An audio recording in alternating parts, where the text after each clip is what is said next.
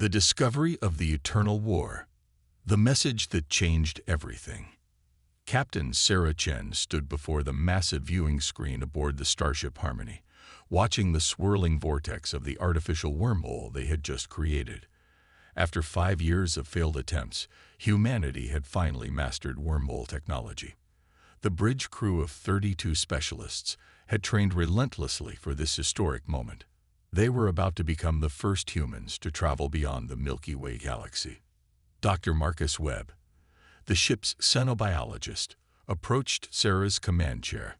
Even though no human had ever encountered alien life, the Galactic Exploration Initiative insisted on having specialists ready for any possibility. "Captain, are you prepared for what we might find out there?" Sarah nodded confidently. "As ready as anyone can be for the unknown, Marcus. We're making history today." She activated the ship's communication system. "All hands, this is Captain Chen. We are about to enter humanity's first intergalactic wormhole. Secure all stations and prepare for dimensional transit." The Harmony moved forward steadily into the brilliant tunnel of twisted spacetime. The wormhole appeared as a corridor of pure energy, with walls that seemed to bend reality itself. As they traveled through the passage, Sarah felt a strange sensation, as if time was moving differently around them. Colors beyond human perception flashed past the observation windows. Emergence into horror. Navigator Lieutenant David Park announced their successful transit. "We've emerged from the wormhole, Captain. All systems are operational." Sarah looked through the main viewport and immediately felt her breath catch in her throat. The space surrounding them was filled with an enormous battle involving thousands of starships. 2 massive fleets were engaged in devastating combat. Brilliant energy beams crisscrossed the void between opposing forces. Ships the size of cities exploded in brilliant fireballs, while others broke apart and scattered debris across vast distances. The scale of destruction was beyond anything humans had ever imagined. "Dear God," whispered Dr. Elena Vasquez, the ship's medical officer. "It's like watching civilizations destroy themselves." Lieutenant Commander Alex Rodriguez was stationed at the communications array. "Captain, I'm detecting signals from both fleets. The translation computers are working to decode their languages." Sarah watched in growing horror as one of the fleets targeted what appeared to be a populated planet in the nearby system. A massive energy beam struck the world's surface, and the entire planet cracked like an eggshell. She could see city lights going dark as the world split in half. Millions of lives had just been extinguished in seconds. Chief Engineer Lisa Thompson spoke from her control station. "Captain, I'm analyzing the weapon signatures from both fleets. These energy outputs could destroy entire star systems. We're witnessing technology far beyond our current capabilities." First contact attempts. The translation computers finally provided results. Rodriguez turned to face Sarah. "Captain, the translation matrices are online. The fleet on our left belongs to something called the Kethmar Empire. The ships on our right are from the Yiltok Federation. They'd been engaged in active warfare for over 400 years. Sarah felt sick to her stomach. 4 centuries of continuous fighting had led to this moment of planetary destruction. Another world exploded in the distance as she watched. How many billions of innocent lives had been lost during this endless conflict? "Rodriguez, open communications to both fleets on all available frequencies," Sarah commanded. Her crew looked at her with expressions of concern and admiration. They knew their captain was about to risk their lives to intervene in an alien war. "Channel open, Captain. Both fleets will receive this transmission." Sarah stood up from her command chair and took a deep breath. "Attention Kethmar Empire and Yiltok Federation. This is Captain Sarah Chen of the human vessel Harmony. You will immediately cease all hostile actions. The destruction of inhabited worlds is unacceptable." The bridge crew waited in tense silence. In the distance, the alien fleets continued their devastating battle, apparently ignoring the human transmission completely. Another planet cracked apart under concentrated weapons fire. Alien responses. The ship's speakers crackled with the first alien voice humanity had ever heard. It sounded like grinding metal mixed with electronic static. Unknown vessel, you have entered Kethmar territorial space during active military operations. Depart immediately or face immediate destruction. A second voice followed, this one resembling the sound of rushing water mixed with musical tones. Small craft, the Yiltok Federation warns you to withdraw from this combat zone. Your interference with legitimate military actions will result in your elimination. Dr. Webb was studying his instruments carefully. Captain, I'm analyzing the alien communications. Both species appear to have completely different biological origins. The Kethmar seem to be silicon-based life forms, while the Yiltok appear to be some form of energy-based consciousness inhabiting mechanical bodies. Sarah watched as more ships exploded in the ongoing battle. Escape pods were being launched from damaged vessels, but many were being destroyed by the crossfire between opposing fleets. These beings might be aliens, but they were still people with lives and families. The human decision. Lieutenant Park was monitoring the tactical situation. Captain, both alien fleets are repositioning. Some of their ships are beginning to target our position. They see us as a potential threat. Sarah looked around at her crew. These people had followed her through humanity's first wormhole into unknown space. Now they were surrounded by alien warships with weapons capable of destroying planets. The logical decision would be to retreat through the wormhole and report their findings to Earth. But as Sarah watched another inhabited world die in a ball of fire, she knew she could not simply abandon the innocent people caught in this endless war. Billions of lives were being destroyed while two empires fought over territory and resources that would be meaningless once everything was reduced to cosmic dust. Thompson, what's the status of our defensive systems? Sarah asked her chief engineer. Lisa checked her displays quickly. All defensive shields are at maximum power, Captain. Our weapons systems are charged and ready. However, we're severely outgunned. The aliens have thousands of ships, and each one appears to be significantly more powerful than our vessel. Dr. Vasquez spoke up from her medical station. Captain, I've been monitoring the alien communication channels. There are reports of civilian casualties in the millions. Both sides are treating populated worlds as legitimate military targets. Understanding the enemy. Rodriguez had been analyzing the alien fleet movements and tactical formations. Captain, I've been studying their battle strategies. Despite their superior technology, both fleets are using remarkably primitive tactical approaches. They rely entirely on overwhelming firepower rather than precision or strategy. This observation gave Sarah an idea. Humans had spent centuries learning the art of warfare, eventually developing sophisticated strategies that minimized collateral damage while achieving military objectives. These aliens seem to have never progressed beyond simple brute force approaches. What do you mean by primitive tactics? Sarah asked. Rodriguez brought up a tactical display showing the alien fleet positions. Look at their formations, Captain. Both sides position their largest ships in front and scatter smaller vessels randomly behind them. They're not using coordinated attack patterns or defensive formations. It's like they never learned basic military science. Dr. Webb added his analysis. I've been studying their weapon signatures. The aliens are using massive energy outputs, but their targeting systems appear to be extremely inaccurate. They compensate for poor precision by using weapons powerful enough to destroy everything in a general area. Sarah began to see the possibility for human intervention. These alien empires had become so focused on building bigger and more powerful weapons that they had forgotten the importance of precision and strategy. Humans might be technologically inferior, but they had developed something the aliens lacked: the ability to fight smart instead of just fighting hard. The plan takes shape.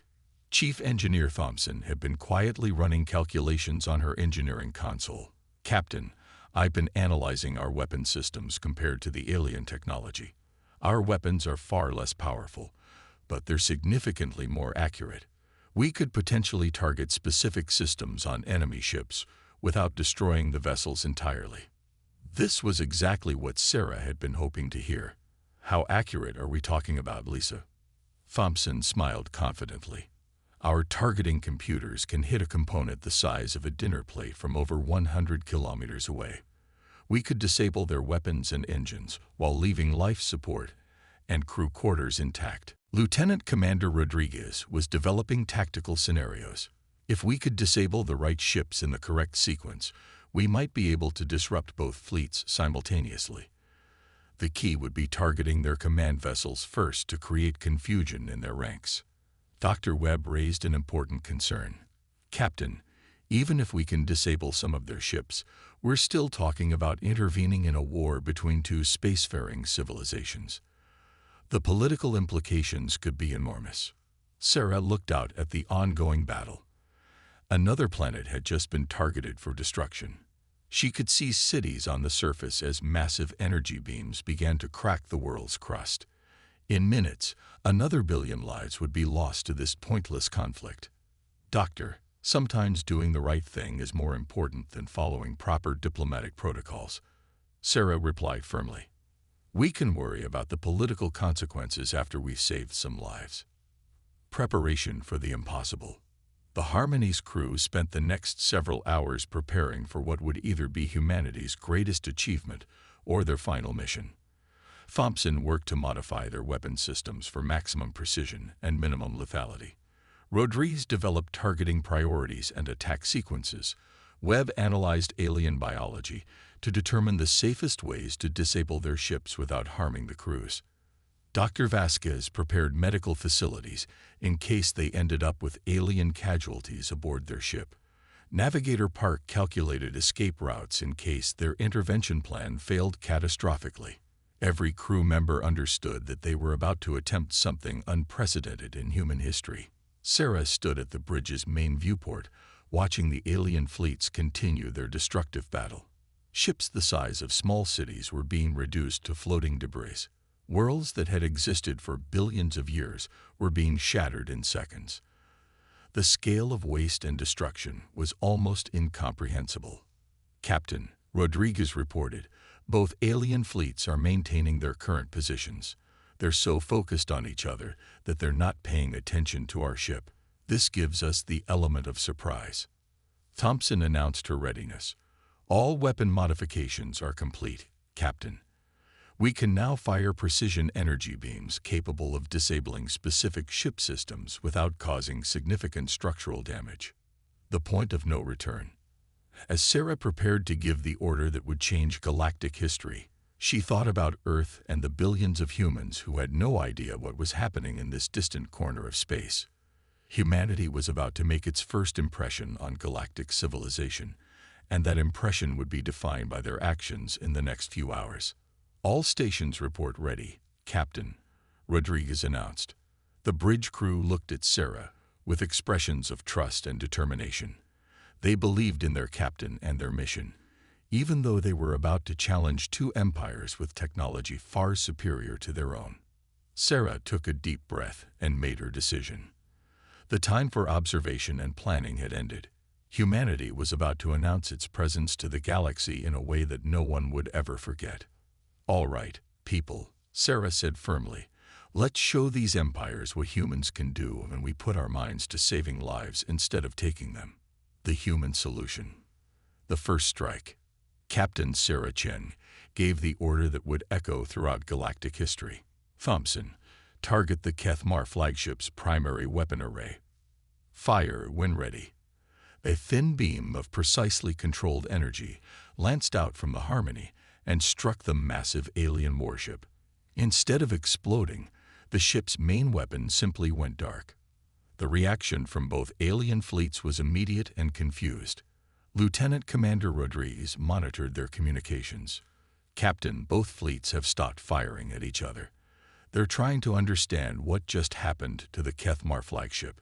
Chief Engineer Thompson confirmed their success. Direct hit, Captain. The flagship's primary weapon system is completely disabled, but all life support and crew quarters remain fully operational. No casualties detected. Dr. Webb was analyzing the alien responses. The Kethmar are running diagnostic checks on their disabled weapon. They can't understand how such a precise strike was possible. Their own weapons are designed for area destruction, not surgical precision. Sarah allowed herself a moment of satisfaction. The first phase of humanity's intervention had worked perfectly. Now came the real challenge: disabling enough ships to force both empires to stop fighting without escalating the conflict further. Escalating success. Target the Yiltok heavy cruiser on the left flank, Sarah ordered. Same approach, disable weapons and engines only. Another precise energy beam shot across space, and the alien cruiser's weapons went offline. The ship continued to drift forward on momentum, but it could no longer participate in the battle. Navigator Park was tracking the alien fleet movements. Captain, both empires are starting to panic. Their ships are breaking formation as commanders try to understand what's happening to their weapons. This was exactly what Rodriguez had predicted. Without coordinated tactics or flexible strategies, the alien fleets were vulnerable to unexpected attacks. Their rigid command structures made them unable to adapt quickly to new threats. Dr. Vasquez was monitoring alien communication channels with growing amazement. Captain, I'm hearing something remarkable in their transmissions.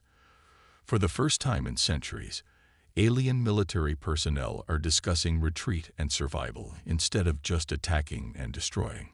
Thompson continued targeting key vessels with surgical precision. Each shot disabled exactly what it was meant to disable. Nothing more and nothing less. The Harmony's weapons had become instruments of mercy rather than destruction. The tide turns. After 2 hours of precise attacks, Sarah's crew had disabled over 300 alien warships from both fleets. The remaining ships had stopped fighting each other entirely and were instead trying to understand how a single small vessel was systematically neutralizing their military capability. Rodriguez, what are the aliens saying now? Sarah asked. Her communications officer listened carefully to the translation computers. Both empires are demanding to know our identity and how we're achieving such precise targeting. Admiral Vextar of the Kethmar and Fleet Commander Zilnoth of the Yiltok are requesting direct communication. Sarah considered this development. Direct contact with alien leadership could provide an opportunity to negotiate an end to the fighting, but it could also escalate the situation if the alien commanders decided to view humanity as a threat requiring elimination. Dr. Webb offered his analysis. Captain, the aliens are clearly frightened by our capabilities. They've never encountered warfare based on precision rather than destruction. This could be our chance to establish meaningful dialogue. First, diplomatic contact. Sarah made her decision. Rodriguez, open a channel to both fleet commanders. Let's see if we can talk our way to a peaceful resolution. The main screen divided to show 2 alien faces that would become famous throughout human history. Admiral Vextar of the Kethmar Empire appeared as a being of living crystal with features that seemed to shift and flow like liquid glass. Fleet Commander Zilnoth of the Yiltok Federation looked like a creature of pure energy contained within a sophisticated mechanical suit. Human Commander, Admiral Vextar began, his voice like wind chimes in a gentle breeze. Your vessel has demonstrated capabilities we do not understand. How are you able to disable our weapons without destroying our ships? Fleet Commander Zilnoth's voice resonated like distant thunder. The Yiltok Federation demands an explanation for your interference in our legitimate military operations. Your actions have disrupted strategic operations that have been ongoing for 4 centuries. Sarah stood up from her command chair to address both alien leaders directly. Admiral Vextar, Commander Zilnoth, I am Captain Sarah Chen of the human vessel Harmony. We have traveled from the Milky Way galaxy and discovered your war in progress. What we've witnessed is the systematic destruction of inhabited worlds and the loss of billions of innocent lives. The confrontation. Admiral Vextar's crystalline features showed what might have been confusion. Captain Chen, the destruction of enemy worlds is a standard military tactic. How else can a war be won? Fleet Commander Zilnoth agreed with his enemy for perhaps the first time in centuries. The human is correct about casualties, but such losses are inevitable in military conflict. Both empires accept these costs as necessary for victory. Sarah felt a surge of anger at their casual dismissal of billions of deaths. Gentlemen, what you call standard military tactics, humans call war crimes. The deliberate targeting of civilian populations and inhabited worlds is morally unacceptable. Dr. Webb stepped forward to support his captain. We've analyzed your conflict from our external perspective. Both empires have been fighting for so long that you've forgotten what you're actually fighting about. Your war has become self-perpetuating destruction without purpose or end. The two alien commanders looked at each other across the communication link. For a moment, Sarah saw something unexpected in their expressions: uncertainty and perhaps even weariness. The revelation. Fleet Commander Zilnoth spoke first. Human Commander, the Yiltok Federation has been at war with the Kethmar Empire since before my great-grandfather was born. This conflict defines our civilizations. Admiral Vextar nodded in agreement. The Empire has known only war for 400 years. Our entire society is built around military necessity and the defeat of our enemies. Sarah seized this opening. But what started this war? What are you actually fighting about? Both alien leaders paused, and Sarah realized they were struggling to remember the original cause of their conflict. Dr. Webb had been researching alien historical records during their conversation. Captain, I've been analyzing their communication archives.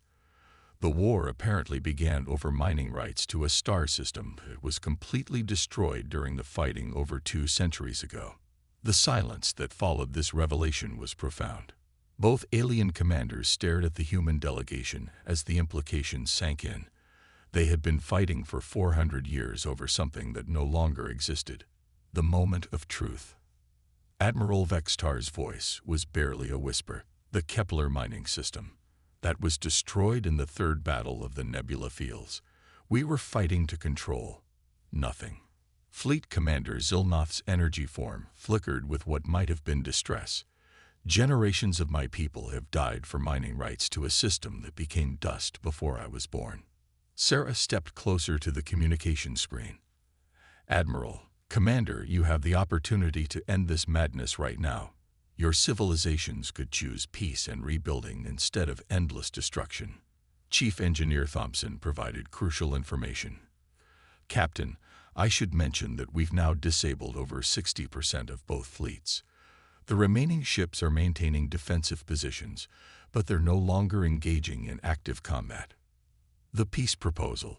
Sarah made humanity's first formal diplomatic proposal to an alien civilization. Admiral Vextar, Fleet Commander Zilnoth, I propose an immediate ceasefire and the establishment of peace negotiations. Humans are willing to serve as neutral mediators to help both empires find a path to lasting peace. Dr. Vasquez added her medical perspective. Both of your species have suffered tremendous losses over the centuries. Instead of continuing to fight, you could focus on healing and rebuilding your civilizations. Admiral Vextar consulted with his staff before responding. Captain Chen, the Kethmar Empire has never considered the possibility of peace with the Yiltok Federation. Our entire governmental structure is based on military hierarchy and the prosecution of this war. Fleet Commander Zilnoth faced a similar dilemma. The Yiltok collective consciousness has been shaped by 4 centuries of conflict. Peace would require fundamental changes to how our society functions. The solution emerges. Sarah realized that both empires were trapped by their own military traditions and governmental structures. They had been fighting for so long that they had forgotten how to do anything else. Humanity would need to provide not just mediation, but practical guidance on how to transition from war to peace. Admiral, Commander, humans have experience with this exact situation. Sarah explained. Our species fought devastating wars for thousands of years before learning how to build lasting peace. We can share that knowledge with both empires. Rodriguez had been monitoring alien communication channels and reported encouraging news. Captain, I'm detecting discussions throughout both fleets about the possibility of returning home to families and civilian lives.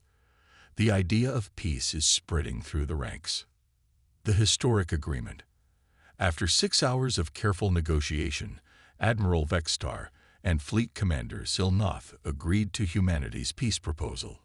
The Harmony would serve as a neutral meeting ground where representatives from both empires could work out the details of a permanent ceasefire. Dr. Webb established the basic framework that would become known as the Galactic Peace Accords. Both empires would withdraw their fleets to defensive positions around their home systems. All military operations against civilian targets would cease immediately. Neutral human observers would monitor compliance with the agreement. Sarah felt the weight of history as she formalized humanity's first interspecies treaty. This agreement represents not just the end of your war, but the beginning of a new era of cooperation between our civilizations. The legacy. As both alien fleets began their withdrawal from the combat zone, Sarah reflected on what humanity had accomplished. In less than 24 hours, they had ended a war that had lasted 4 centuries and established humanity as a major diplomatic force in galactic politics. Chief Engineer Thompson summed up their achievement perfectly. "Captain, we've proven that humans don't need the biggest weapons or the most advanced technology to make a difference. Sometimes intelligence and compassion are more powerful than any weapon." The story of the Harmony's intervention would be told throughout the galaxy for generations. Humanity had announced its presence to the universe, not through conquest or destruction, but through an act of unprecedented mercy and wisdom. No generation of any species would ever forget the day humans completely ended dangerous warfare and showed the galaxy that there was a better way to resolve conflicts. The age of endless destruction was over, and the age of galactic cooperation had begun.